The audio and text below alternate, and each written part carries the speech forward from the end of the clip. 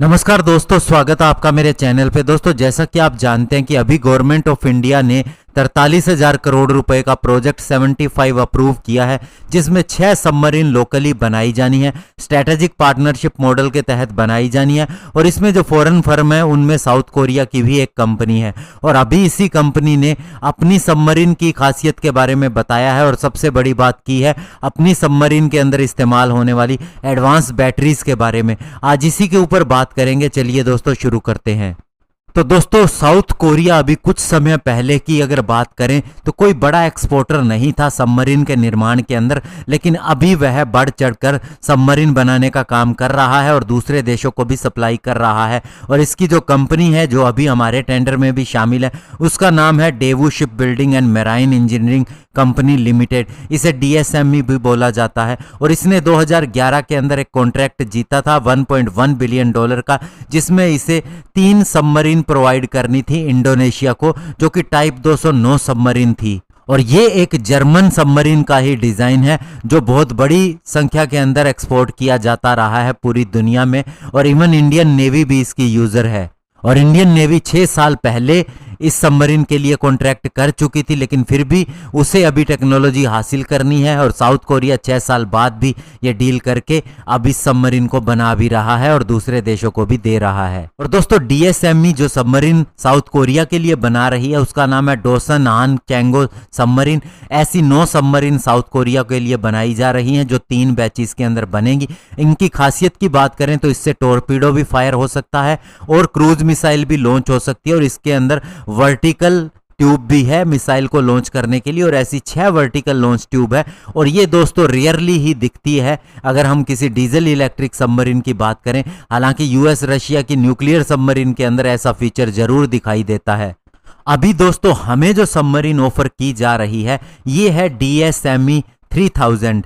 और इसका डिजाइन भी दिखाया गया था एक एग्जीबिशन के दौरान में जो साउथ कोरिया के अंदर हुई थी। और अगर हम इस सबमरीन की खासियत की बात करें तो ये लेंथ में काफी ज्यादा है, 83.5 मीटर की है और इसकी बीम 9.7 मीटर है। और ये हमारी स्कॉर्पियन सबमरीन से काफी ज्यादा बड़ी है क्योंकि उसकी लेंथ केवल 67 मीटर है और उसकी बीम 6.2 मीटर है। और बड़ी सबमरीन का सीधा सा मतलब ये है कि ज्यादा फ्यूल और इक्विपमेंट ये कैरी कर सकती है, वेपन स्टोरेज ज्यादा हो सकती है। और दूसरी दोस्तों सबसे बड़ी बात जो इसकी है, जो DSME 3000 सबमरीन की, इसमें लिथियम आयन बैटरीज का इस्तेमाल होगा, जबकि नॉर्मली दोस्तों लेड एसिड बैटरीज का इस्तेमाल किया जाता है अंडर वाटर प्रोपल्शन के लिए। और लिथियम आयन बैटरीज का फायदा ये होता है ये वेट के अंदर कम होती है, इनकी पावर डेंसिटी ज़्यादा होती है। इसका मतलब ये है कि ये ज़्यादा इंड्योरेंस देती है, इनका मेंटेनेंस कॉस्ट भी कम होता है लेड एसिड बैटरीज की तुलना में। और दोस्तों, लास्ट ईयर जापान ने भी ऐसा किया था, उसने भी लिथियम आयन बैटरीज का इस्तेमाल किया था। इसके अलावा साउथ कोरिया भी ऐसी ही बैटरीज बना रहा है अपनी सबमरीन के लिए। और इवन दोस्तों, लास्ट ईयर ही इंडियन नेवी ने भी एक प्रपोजल दिया था कि high capacity lithium ion battery system को डेवलप किया जाए और हमारी करंट सबमरीन के अंदर नए सिरे से फिट किया जाए। और अभी साउथ कोरियन कंपनी DSME का कहना है कि हम इसके अंदर काफ़ी आगे बढ़ चुके हैं, हम अपने कंपटीटर से बहुत ज़्यादा आगे हैं। हम इस बैटरी सिस्टम को अपनी सबमरीन के दूसरे बैच के अंदर लगाने जा रहे हैं और ये काफ़ी ज़्यादा एफिशिएंट है, इनको ज़्यादा चार्ज करने की ज़रूरत नहीं है। और इसके अलावा उन्होंने ये भी कहा कि हमारी इस सबमरीन के अंदर एयर इंडिपेंडेंट प्रोपल्शन सिस्टम जो हाइड्रोजन ऑक्सीजन फ्यूल सेल के ऊपर आधारित है उसे भी फिट किया जा सकता है। और दोस्तों, सबसे बड़ी बात, दिसंबर 2020 के अंदर DSME ने यह अनाउंस किया था कि उनकी पहली डोसन एहन कैंगो सबमरीन ने फ्यूल सेल सिस्टम के द्वारा जो इक्विप की गई है उसने वर्ल्ड रिकॉर्ड तोड़ दिया है सबसे ज़्यादा कंटिन्यूअस ऑपरेशन करने के लिए।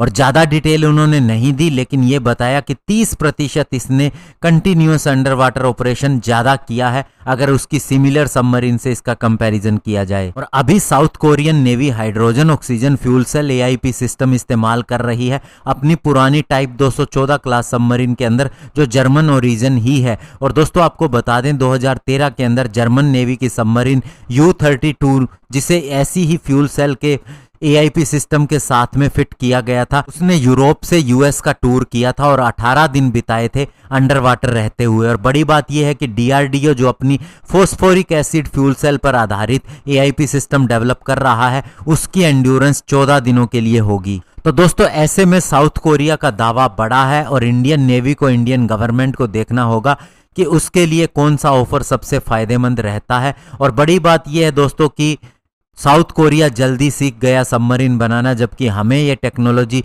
उससे पहले मिल जानी चाहिए थी, या तो हम उसे एब्जॉर्ब नहीं कर पाए। लेकिन अभी फ्यूचर हमारा अच्छा है और हमें देखना है कि हमें किसके साथ में जाना है।